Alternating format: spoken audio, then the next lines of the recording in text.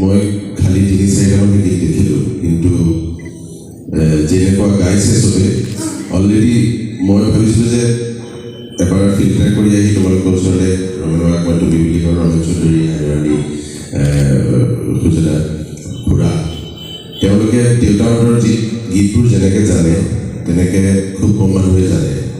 গতিকে সেই কামকেইখনৰ গৈ পেলাই গোৱাটো বৰ টান।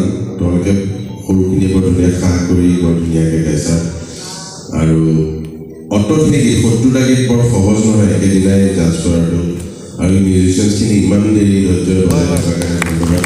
আৰু এই গীতবোৰ তোমালোকে এনে মোৰ পাৰ্চনেল এক্সপিৰিয়েঞ্চ, মই যিহেতু বিভিন্ন মঞ্চত গৈ গাই ফুৰোঁ, এই গীতবিলাকৰ ফাষ্টবোৰ গোৱাৰ বা উচ্চাৰণ বা গতি লয় গোটেইখিনি যদি হজম কৰি ল'ব পাৰা, তোমালোকে লাগে বেলেগ গীতেই গাবা, এইখিনি সহায় কৰিবই, এইটো তাৰ কোনো ডাউট নাই।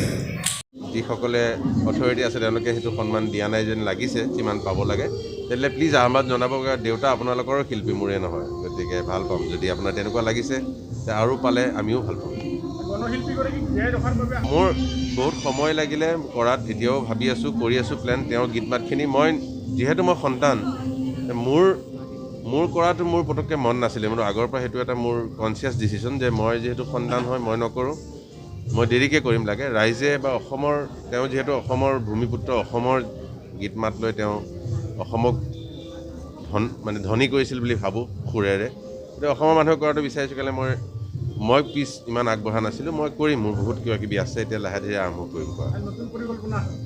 বহুত পৰিকল্পনা, অকণমান আগতে ক'লোৱে, এই বছৰটোত গোটেইখিনিয়ে মুক্তি পাব বুলি ভাবিছোঁ। বিভিন্ন প্ৰজেক্ট, গজলৰ পৰা অসমীয়া এলবামৰ পৰা হিন্দী গীতৰ পৰা গোটেইখিনি।